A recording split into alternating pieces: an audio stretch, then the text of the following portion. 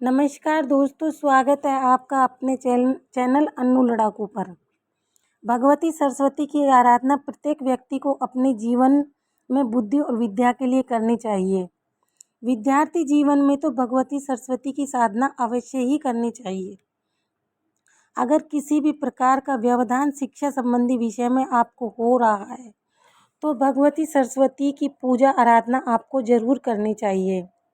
9 ग्रहों में राहु का प्रकोप को दूर करने में राहु का दुष्प्रभाव जो जीवन पर पड़ता है उसको दूर करने में भगवती सरस्वती के मंत्र अत्यंत लाभकारी सिद्ध होते हैं।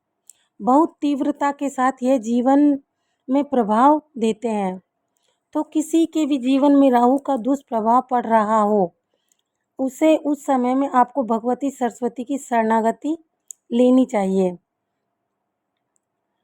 दोस्तों इन मंत्रों का जाप करना चाहिए और कहीं ना कहीं राहु अज्ञानता और भ्रम का प्रतीक है। उसके ऊपर विजय प्राप्त करने में भगवती सरस्वती ही मस्तिष्क में बुद्धि प्रदान करने में सक्षम है। तो इसलिए भी आपको भगवती सरस्वती की उपासना अवश्य करनी चाहिए।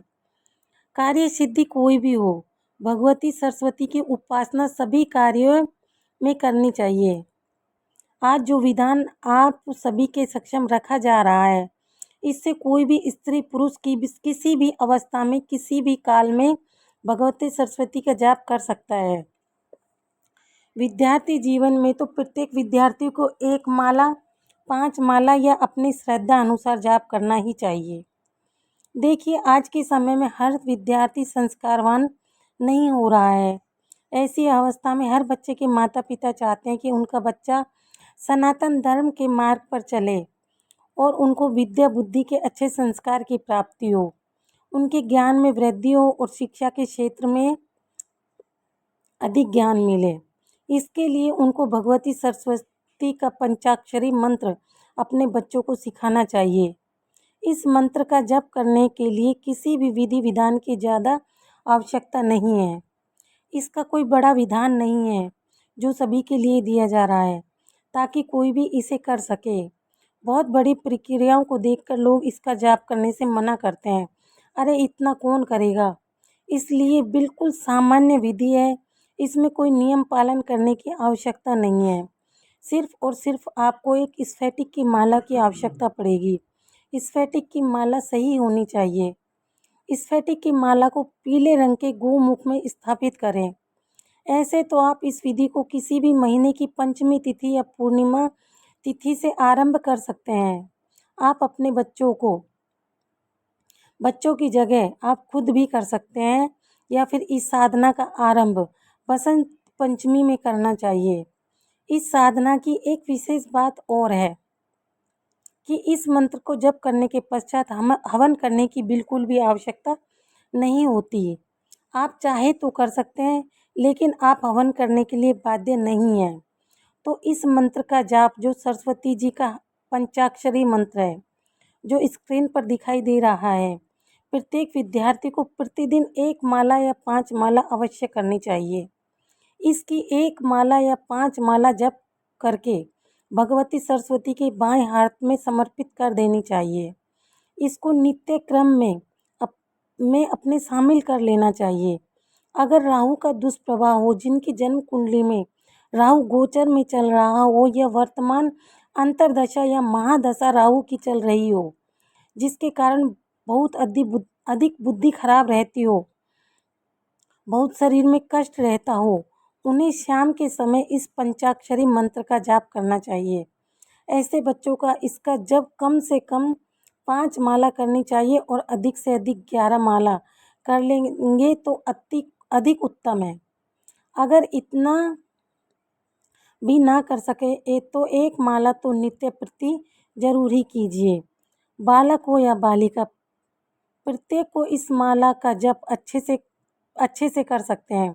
साथ ही अगर आपको शिक्षा से संबंधित बहुत परेशानी हो रही है, बहुत ज़्यादा व्यवधान उत्पन्न हो रहा है, आप याद करते हैं आपको याद नहीं रहता, भूल जाते हैं, तो ऐसी अवस्था में 2 चीज़ का सेवन करना चाहिए। आपको मधु ला कर के रखना चाहिए। मधु को भोग में रोज लगा करके भगवती सरस्वती के सक्षम एक छोटी सी चांदी की कटोरी उसमें मधु भर करके भगवती सरस्वती को भोग लगाना चाहिए। उसके पश्चात उस मधु को पानी में मिलाकर खाली पेट पूजा करके पी जाना चाहिए। उसके बाद आपको जो पढ़ाई करनी हो, जो याद करना हो उसको कीजिए, ज़रूर आपको याद होगा। धीरे धीरे यदि आप लगातार अभ्यास करेंगे तो कुछ दिनों में ही आपकी मेधा शक्ति बढ़ जाएगी। इसके अलावा जो दाल मिश्री होती है उसको भी भोग लगाकर अभिमंत्रित कर सकते हैं। दूध में मिलाकर हल्का ठंडा दूध में मिला करके उसे भी खाली पेट पी लेंगे, उससे भी दिमाग तेज होता है।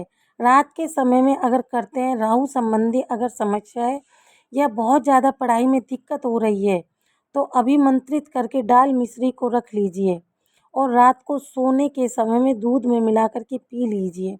आपको शीघ्र ही लाभ मिलेगा। लगभग 15-20 दिन तक यह अभ्यास अगर लगातार करते रहेंगे तो आपको निश्चित ही लाभ मिलेगा। अपने बच्चों के लिए आप यह कार्य स्वयं भी कर सकते हैं। अगर बच्चे करने में सक्षम ना हो तो आप खुद भी कर सकते हैं।